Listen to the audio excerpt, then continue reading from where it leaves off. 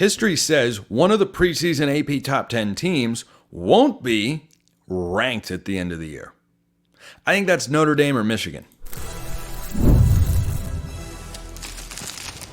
You are Locked On College Football, your daily podcast on all things college football. Part of the Locked On Podcast Network, your team every day. Welcome, everybody, to another episode of Locked On College Football. I'm your host, Spencer McLaughlin. Thank you so much for making this your first listen or your first view every day. Part of the Locked On Podcast Network, your team every day and your daily source to stay up to date with the biggest stories in the greatest sport on planet Earth. Realignment, coaching carousel, the portal, and more, and record predictions. Getting you ready for the season. Always got you covered. This episode brought to you by our friends at Game Time. Download the Game Time app, create an account, use code LOCKEDONCollege for $20 off your first purchase. Terms apply. How does Cal fare in a new look ACC? Do they make any noise? Probably not, right? Maybe, possibly. And Boise State's Group of 5 playoff push is very real.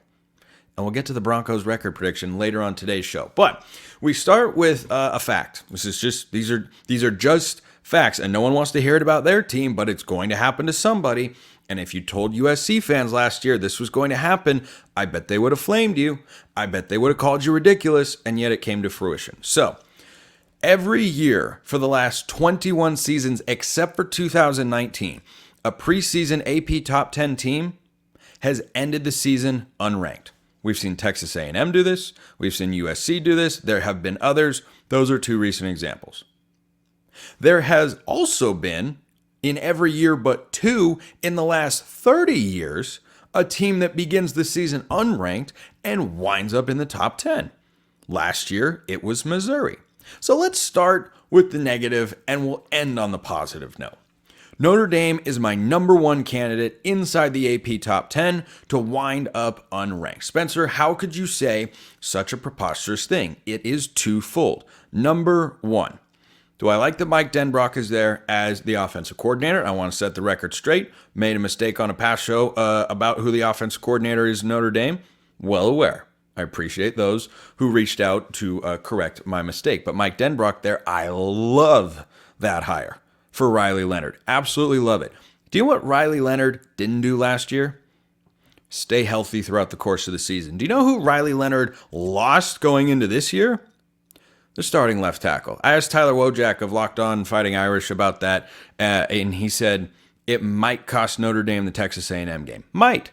He said might. That's a non-zero impact. So if you give me a team that loses its left tackle and could lose, this is how I see Notre Dame not finishing the year ranked, is if you lose your starting quarterback as you've already lost your starting left tackle. That doesn't mean Notre Dame would finish 6-6. It doesn't mean they'd be 4-8. You just have to be unranked. You can be an 8-4 team with Notre Dame's schedule and be unranked. And if, God forbid, Riley Leonard were to go down with an injury and not be able to play the rest of the season, well, suddenly winning at Texas A&M doesn't seem so feasible. Well, suddenly losing at Purdue could be a possibility. Maybe not there. Suddenly playing Louisville looks a lot tougher. I wouldn't sleep on Georgia Tech. They've got Florida State, and Riley Leonard or not, I think USC is going to be a team that beats Notre Dame anyway. I think that's their only loss in the regular season. Losing their starting left tackle, that makes me feel like Notre Dame's more of a 10-2 team than 11-1. Just kind of my instinct there. That Florida State game really starts to loom large because Florida State, that's a nasty defensive front. So I might revise my prediction on that particular game. I've got Notre Dame winning right now because they're at home, but that could change because Florida State's defensive front, nasty. And if you've got a left tackle who's getting exposed, it's going to be hard to move the football. It's going to be hard to move the football. But between SC, Florida State, Georgia Tech, Louisville, maybe even a Purdue or Texas A&M, what if Notre Dame, without their starting quarterback, loses 4 of those games? Is that possible? Yes. Would that have them wind up being unranked? Also, probably yes. Because where would the quality wins be coming from? I don't see them. I don't see if you lost to Texas A&M, Louisville, Florida State, and USC. Here is what Notre Dame's win schedule would look like if they were 8-4. Army, Virginia, Navy, Georgia Tech, Stanford, Miami of Ohio. Purdue, and Northern Illinois. So that's how they could do it. Now I'll go to the next most likely team, Michigan.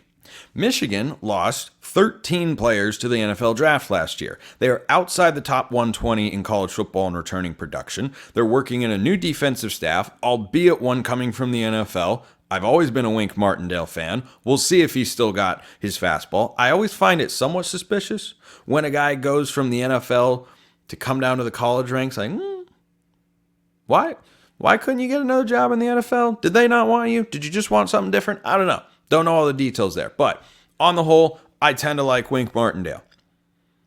But does he have the same level of defense as he had last year? No. Are they still one of the best in the country? Yes. Which is why Michigan's a very high floor team. But again, could Michigan go 8-4, be unranked? Probably not. They'd still sneak into the top 25, I imagine. So you'd have to find 5 losses on Michigan's schedule, which is why I think they're slightly less likely than Notre Dame to finish outside the top 10. But Michigan getting to 5 losses just doesn't take a hop, skip, and a jump. What if the offensive line undergoes too much turnover? These are just questions, Michigan fans, calm down. What if the offensive line is undergoing too much turnover to be a foundation for Donovan Edwards and whoever is playing quarterback? What if the quarterback position is a constant revolving door of guys who are not able to put the clamps on the starting job? What if their passing game is just not there? What if they can't get the ball to Colston Loveland, who was one of the best tight ends in college football this year? What if it doesn't matter because they can't complete passes at a high clip? They can't run the ball effectively. And yeah, they have a good defense, but suddenly they start to look kind of like Iowa, who's a good team, but not a great team. Could Michigan find 5 losses? I mean, it's easy to find 3 of them off the bat. They're underdogs in all 3 of these games. Texas at home, Oregon at home, at Ohio State. I mean, even if Michigan is as good as some people think they're going to be, they might not win all of those games. They might not win any of those games, and they could still be a good team. So then you say, well, where would the 2 other losses come from? You could look at a sleeper loss like a Minnesota or an Illinois. I don't know about Michigan State. Don't sleep on Northwestern. David Braun had an 8-5 football team last year. A lot of people probably don't know that. Again, these are upset scenarios that people don't want to think about because they seem crazy, outlandish, bombastic, absurd. But what if I told you last year? USC with Caleb Williams, they're going to have the reigning Heisman winner. He's going to stay healthy every single game, and USC is going to have a 1-5 stretch. That happened. I'm just saying, crazier things have happened. USC goes to Ann Arbor. Michigan has to go to Washington. They're going to have every bit of motivation in that crowd and every bit of energy that they can bring. Will they have the team? Time will tell. Washington could be okay. But at the very least, they're a bowl team. Can you lose on the road to a bowl team? Can you lose at home to an 8 or 9 win team like USC? Yeah, I think so. Minnesota? I don't have high expectations there. Northwestern? You also have those games at home, which is why they're not as likely as Notre Dame. But when I saw that stat and I looked at the top 10, I thought, Notre Dame first. If the injuries start to pile up, which one already has and one unfortunately has a history of doing so, I do not wish that upon Riley Leonard, just to be clear, because I like watching Riley Leonard play football, and I think he can achieve great things at Notre Dame with Mike Denbrock as his offensive coordinator. And then I looked at Michigan and thought, TCU went from the national championship game to 5-7. I don't think Michigan pulls back to 5-7, but if they pull back to 7-5, they end the year unranked. So, by all means, drop your thoughts in the YouTube comments. I'm sure plenty of you will have some, and that is why this is so much fun. The ACC has got a team that is going to, in travel, come close to circumnavigating the globe. Is that going to work out very well? We'll see. That's coming up next. This episode is brought to you by our friends at Game Time. Game Time is an authorized ticket marketplace of Major League Baseball, which makes getting tickets faster and easier. Prices on the Game Time app actually go down the closer it gets to first pitch. They have killer last-minute deals, all-in prices, views from your seat, and their lowest price guarantee. Game Time takes the guesswork out of buying Major League Baseball tickets. You can save up to 60% buying last minute for sports, concerts, comedy, theater, whatever you're looking for, they've got it. You can save even more with exclusive in-app deals on select seats ahead of the game or event. Go check out Game Time. Take the guesswork out of buying Major League Baseball tickets. Download the Game Time app, create an account, use code LOCKEDONCollege for $20 off your first purchase. Terms apply. Again, create an account, redeem code LOCKEDONCOLLEGE for $20 off. Download Game Time today. Last minute tickets, lowest price, guaranteed. Does Cal make any noise in the new look ACC? Thomas Dunn joining me here, writeforcalifornia.com, to talk about the Bears.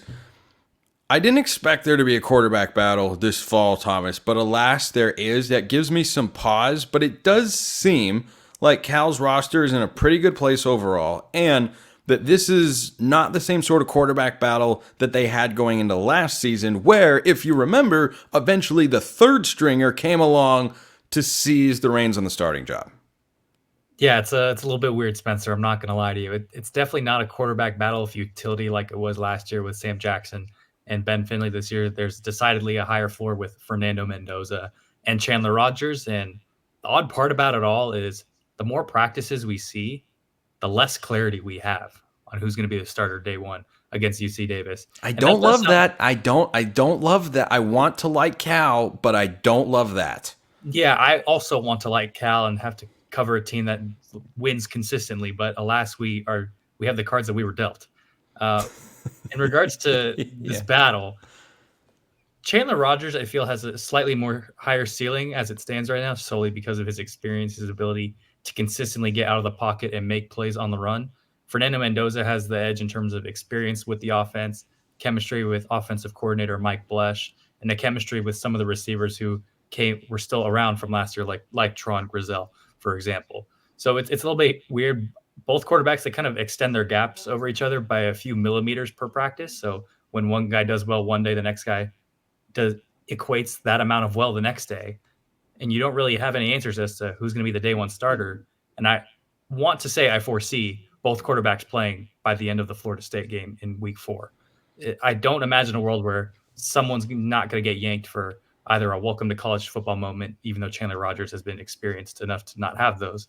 I would imagine someone is going to have that type of moment either at Auburn or at Florida State, and it's going to warrant a switch. And what happens beyond that, your guess is as good as mine. And that's not really a good thing when I'm the guy who's supposed to be covering Cal on a weekly basis. Well, it makes them an interesting watch, not just because they're going to circumnavigate the earth or come darn near close to doing so with the amount of travel they will do in their football schedule this year. Their road games are at Auburn, at Florida State, at Pitt, at Wake Forest, and at SMU. I mean, that's a lot of travel to do. But Cal played 3 quarterbacks last year, wound up being a bowl team in a loaded Pac-12.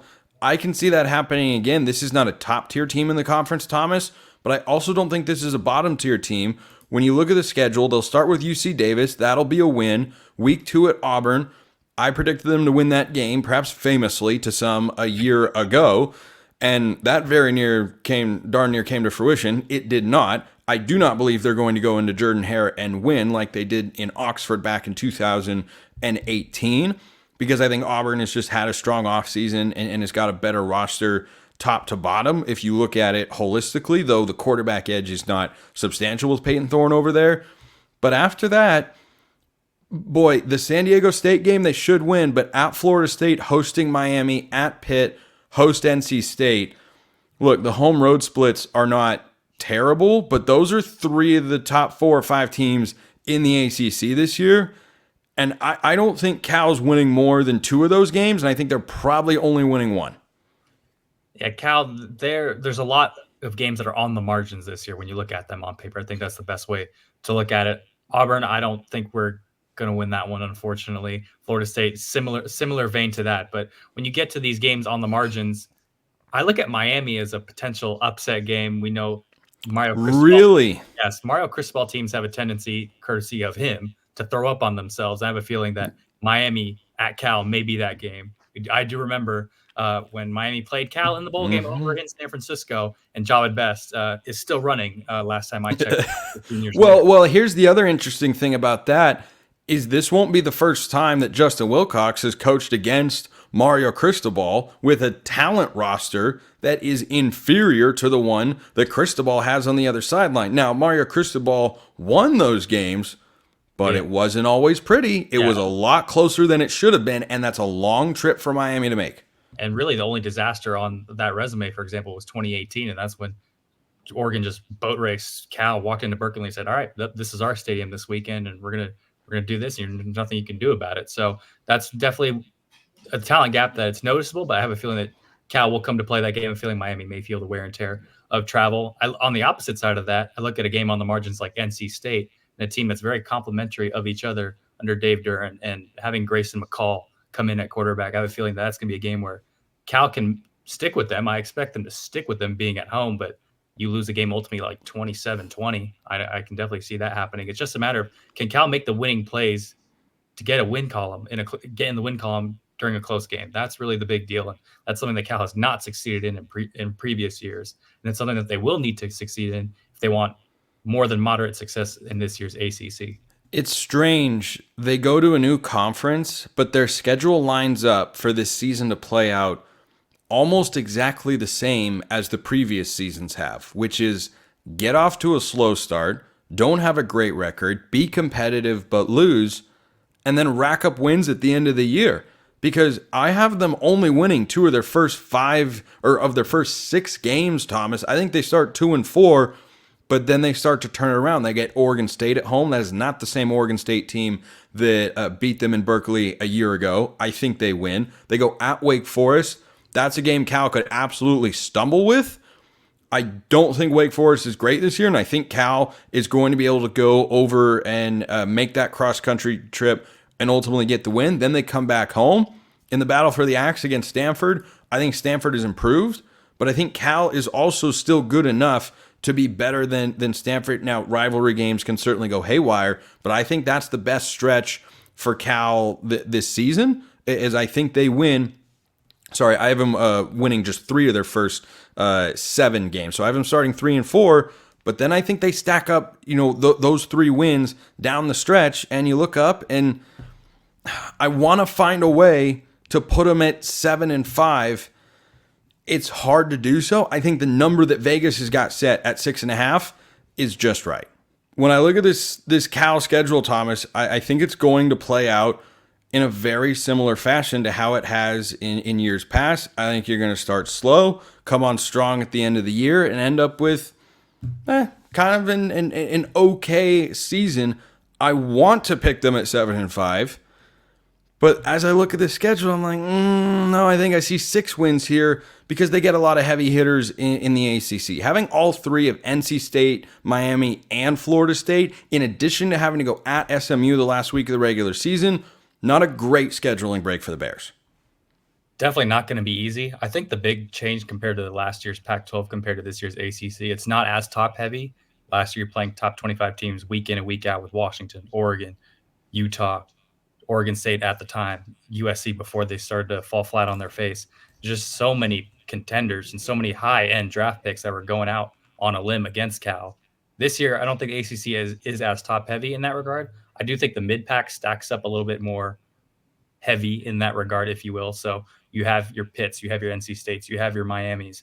They can all win games. They've proven that they can win games at a clip of either 6 to 9 wins in any given season. So Cal, it's just a matter of, like I mentioned earlier, you got to make winning plays when the going gets tough. No one's going to hand you these games just because you're in a different conference and maybe you're not facing Michael Penix Jr., Caleb Williams, or Bo Nix and the like of them. It's still the same grind at the end of the day, and it's still the same answers and questions that Justin Wilcox need to ask and need to find out about in order for Cal to get to where they want to be. New conference, I've got Cal with the same record as last year, 6-6. They make a bowl game, see how they match up with there, and continue a run of, it's fine. It's good. They're not making the ACC weaker as a football conference. They're not making it noticeably stronger, at least not yet. I think between SMU on the road, NC State at home, Miami at home, Florida State on the road, and Auburn on the road, that's a lot of tough games to win. NC State or SMU would be the most likely games where you're going to pull what would be considered an upset there. Which one? I know you mentioned Miami earlier, but NC State at home, at SMU, at Auburn. Which game do you give Cal the best chance to pull an upset in? I'm going to give it to at home against NC State, and I think that's sorely because some of these teams also you have to factor in that they're coming out west just as much as we have to go out east. So in that case, NC State, obviously a very well-coached team, a team that has a proven track record of sustained success over the last decade or so. It's really just a matter of, can you be on your P's and Q's enough if NC State's churning out just a series of first downs with 7 minutes to go and you're down a possession? Can you find a way to get off the field and find a way to turn NC State's momentum against them? Miami, they self-inflict themselves a lot more than the rest of those teams on that list. Auburn, there's a slight chance you can catch the inexperience of the highly rated new wide receivers, but it's a hard gamble to play, especially when you're going into that type of on environment. the road. Yeah, on the road is tough. Yeah, I'm gonna put that one in the mid pack. Florida State, I'm just throwing it out. It's just not happening.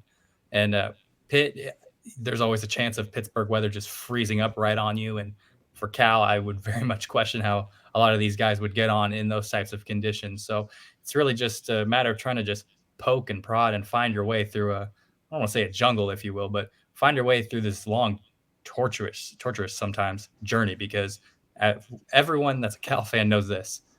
No matter who you're playing, it's never a dull moment and nothing is easy. 2021, we gave Arizona their only win of the season.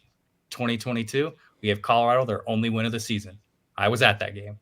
It is entirely... I didn't even think about that. Entirely unforgettable in all the worst ways.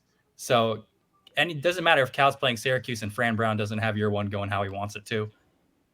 Cal has to expect Syracuse's best punch. The big game, who knows what could happen? Every single big game tends to be a heart attack other than 2021. You just never know what's going to happen. And SMU, a very nice up-and-coming team that I don't feel is getting the recognition it deserves under Rhett Lashley. So not on this show. There's no SMU flying under the radar on this show. I think they're one of the most interesting teams in all of college football. Thomas Dunn, writeforcalifornia.com. Go check out his work covering the Golden Bears, an ACC team, the Golden Bears. Thomas, appreciate the time. I appreciate it as always, Spencer. We'll see if Cal makes a bowl game. Boise State is going to make a push to be the Group of 5 team to get into the college football playoff. And when you look at their schedule, when you look at their roster, boy, they just might do it. That's coming up next.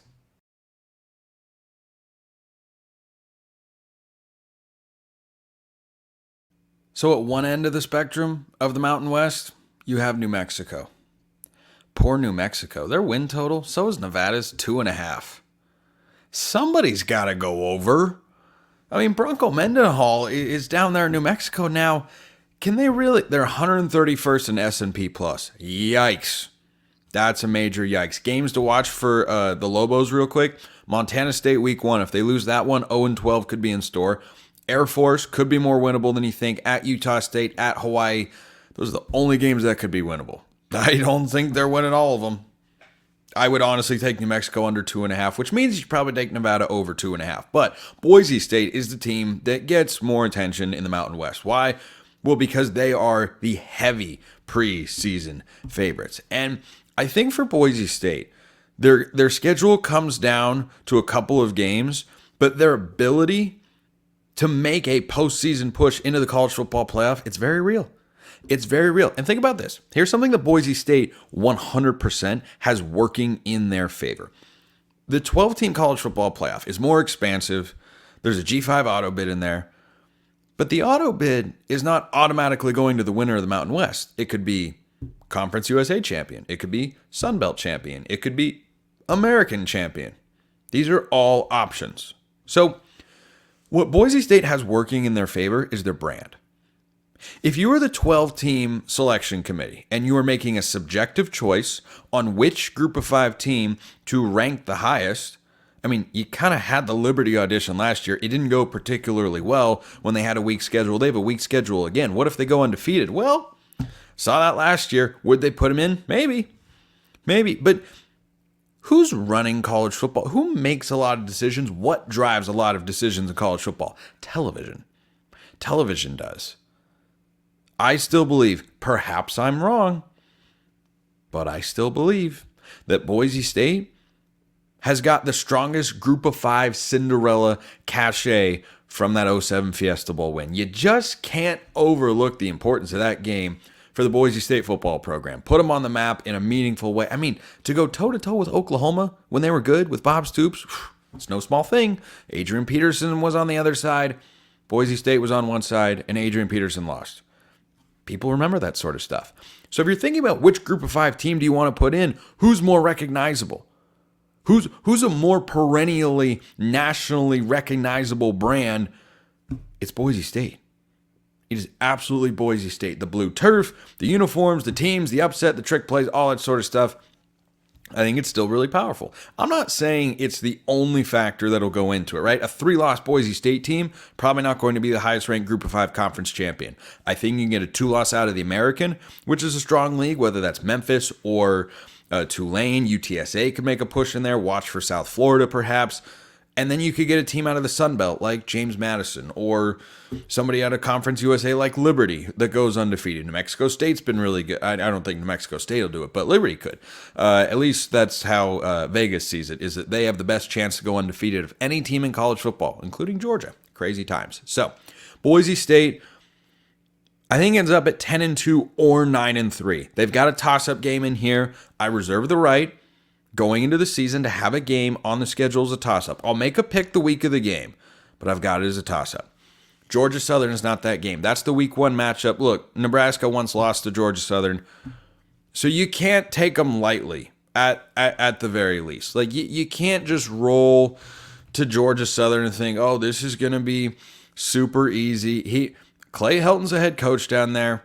He wasn't great at USC. He wasn't completely terrible until the end. Then it got completely terrible. But I'm just saying, you're on the road week 1 against a decently competent, at least. I can't say I know a lot about Georgia Southern this year. Haven't done a segment on them here on the show. But I'm just saying, Boise State, don't overlook that game automatically. Week 2 at Oregon. Boise State 3-0 all-time against Oregon. That ends at Autzen Stadium. That's a loss. Portland State, that's a win.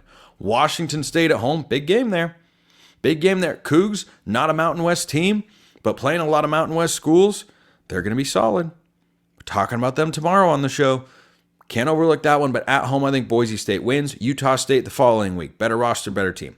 Boise State's S&P Plus this year, which is a combined metric of a variety of factors, including recent recruiting rankings and returning production, which is a good metric to look at where your roster should be on paper. Doesn't mean it translates onto the field automatically. On paper, though, Boise State has the best roster in the Mountain West. I mean, top 40 nationally, pretty darn good for a group of 5. Utah State should be a win at Hawaii. That should be a win. Long trip. I don't think Hawaii's bad. I think they should, or at least will have the opportunity to be a little bit better than last year, but don't think they're at Boise State's level yet. Then comes the toss-up game. This is one of the biggest games on the Mountain West schedule all season long. Heck, if I'm able to, I live a 2.5-hour drive from Las Vegas. I might go to UNLV and check out Boise State at UNLV. That's going to be a pivotal game in the Mountain West this year. Barry Odom's got the guys cooking. That's a toss-up to me. Those are 2 of the 3 top teams in the Mountain West. I think Fresno State is in that mix as well. I wouldn't be surprised if you see someone rise up like a Wyoming or a Colorado State, perhaps. But man, I tell you what, Boise State at UNLV, gosh, that's going to be a fun game. So that's a toss-up. San Diego State at home, win. Nevada at home, easy win. At San Jose State, I think that's a win. At Wyoming, last week of the regular season, tough environment. Coaching change over there. I thought about it. Nobody's perfect. Even the conference favorite. Right now, I'm taking Boise State to lose at Wyoming. Last week of the regular season. So that's how I get to 10-2 or 9-3. The other game I could see Boise State dropping is Washington State. I think that they've got Oregon State, the last week of the regular season. Wyoming is second to last week. Between Washington State, Wyoming, and Oregon State, I think Boise State's going 2-1. They're capable of going 3-0. I think 2-1 is more likely than 1-2. I think 3-0 is more likely than 1-2. Winning all 3 of those games, not easy, though. Oregon State and Washington State are at home. I'll take those as wins, and the Wyoming's a loss. I could see any of those getting flipped. So Boise State 10-2 or 9-3. Now, let's say they go 10-2, they win the Mountain West Championship, and they're 11-2. Does that get you in with a loss to Oregon? And let's say, they beat UNLV, beat Wazoo and Oregon State, but lose to Wyoming exactly as I'm predicting it to go. Does that make you the highest ranked Group of 5 champion? Not automatically. You have to go undefeated for that to happen, and that won't take place because I don't think they can go into Eugene and beat Oregon again. Maybe I'll be proven wrong. I seriously doubt it. But if they have just the one loss to Oregon, they beat everybody else, I think that locks it up. So this campaign for Boise State, to be the highest ranked Group of 5 conference champion, to get in, the brand power is working in their favor. When you get down to a subjective debate of do we want this Group of 5 or do we want that Group of 5, the schedule, I think, has enough quality opponents on it. Having Washington State and Oregon State both on there, I think that's good. I think that's really, really good for the Broncos. This is why that alliance works out. It strengthens their schedule. You win both those games, I think that's worth more than just a regular Mountain West win. But watch for that game at UNLV in the middle of the season. That's going to be good stuff. But Boise State, I got 10-2 or 9-3. UNLV's a toss-up right now. We'll see how I feel come game week. Appreciate everyone listening. I will see you next time. And until then, hope you have a wonderful rest of your day.